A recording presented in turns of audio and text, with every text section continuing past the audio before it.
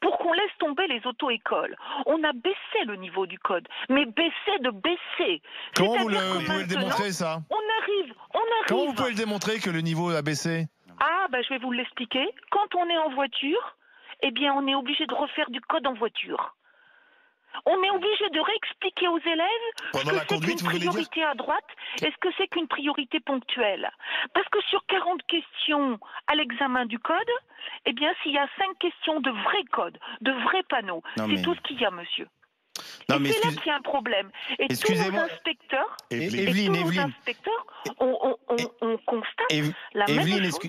Excusez-moi, moi je vous trouve ultra démago sur la question des auto-écoles. On a tous, enfin moi j'ai mon permis. Moi je suis désolé, on nous balançait un DVD. C'était la secrétaire de l'auto-école qui balance un DVD. On reste 2 heures et on rentre chez nous. J'ai jamais eu personne venir m'expliquer ou se mettre à côté de moi et m'expliquer. Attendez juste 2 petites secondes. Donc c'est comme ça.